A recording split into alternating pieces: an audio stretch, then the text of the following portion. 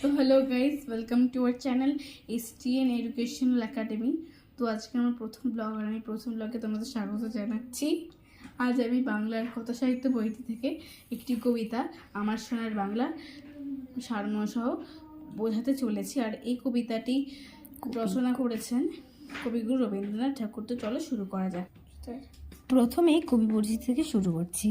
রবীন্দ্রনাথ ঠাকুর 1861 খ্রিস্টাব্দে 7ই মে অর্থাৎ 1268 বঙ্গাব্দের 25শে বৈশাখ কলকাতার জোড়াসাঁকোর ঠাকুর পরিবারে জন্মগ্রহণ করেন। তিনি ছিলেন কবি, নাট্যকার, গীতিকার, ঔপন্যাসিক, ছোট গল্পকার, দার্শনিক, প্রবন্ধকার, সমালোচক, চিত্রকার ও অভিনেতা। 1913 খ্রিস্টাব্দে গীতাঞ্জলি কাব্যগ্রন্থটির জন্য নোবেল পুরস্কার পান। তিনি নিজে প্রথাগত শিক্ষালাভ করেননি, তাই বিশ্বভারতী প্রতিষ্ঠা করে শিক্ষার নতুন ধারা প্রবর্তন করেন। তার রচিত নৌকাডুবি, 4 অধ্যায়, গোড়া উপন্যাস, অচলায়তন, রক্তকরবী, ডাকঘর রাজা, নাটক প্রভৃতি উল্লেখযোগ্য। তিনি ছিলেন বিশ্বকবি। এই মহাকবির মহাপ্রয়াণ ঘটে 7ই আগস্ট 1941 খ্রিস্টাব্দে। রবীন্দ্রনাথ ভানুসিংহ এই ছদ্মনামে পরিচিত ছিলেন। তো এবার আসছি কবিতা প্রসঙ্গ। কবি বাংলা মাকে প্রাণ দিয়ে ভালোবাসেন।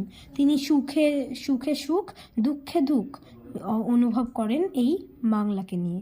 এখানে কবিতার শৈশব কাটিয়েছেন, বাকি জীবনও তিনি এই দেশেরই ধুলামাটি মেখে কাটাতে চান। আমার সোনার বাংলা, আমি তোমায় ভালোবাসি। চিরদিন তোমার আকাশ, তোমার বাতাস আমার প্রাণে বাজায় বাসি। ওমা ফাল্গুনে তোর আমের বনে ঘ্রাণে পাগল করে, মরি হায় হায় রে।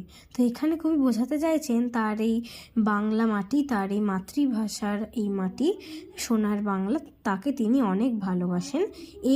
এই সোনার বাংলার আকাশ, তার এই বাতাস তার প্রাণের মধ্যে একটি মধুর সুরে বাঁশি বাজায়। তো এই সোনার বাংলার আমের বনে ফাল্গুনে এত আমের সুগন্ধ যেটা কবিকে পাগল করে তোলে। ওমা অগ্রাণে তোর ভরা খেতে আমি কি দেখেছি মধুর হাসি, কি শোভা কি ছায়া গো, কি স্নেহ কি মায়া গো, কি আঁচল বিছায়াছ বটের মূলে নদীর কুলে কুলে। ওমা তোর মুখের বাণী আমার কানে লাগে সুধার মতো, মরি হায় হায় রে। আমার সোনার বাংলার যে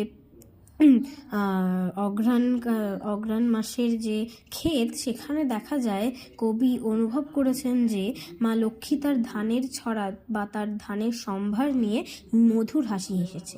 এই সুজলা সুফলা শস্য শ্যামলা এই ধরিত্রীর মধ্যে যে মায়া, সেটা কবিকে মুগ্ধ করেছে।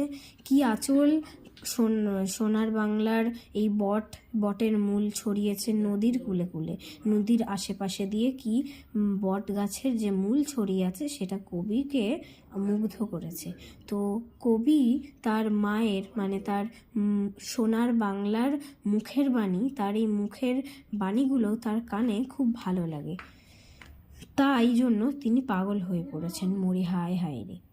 মা তোর বদনখানি মলিন হলে, ও মা আমি নয়ন জলে ভাসি। তোমার এই খেলাঘরে শিশুকাল কাটিল রে, তোমার ধুলামাটি অঙ্গে মাখি ধন্য জীবন মানি। তুই দিন ফুরালে সন্ধ্যাকালে কি দীপ জ্বালিয়ে ঘরে, মরি হায় হায় রে। কবি তার সোনার বাংলার বদনখানি যদি কলুষিত হয় বা ময়লাযুক্ত বা মলিন হয়ে পড়ে, তিনি নয়ন জলে ভাসেন।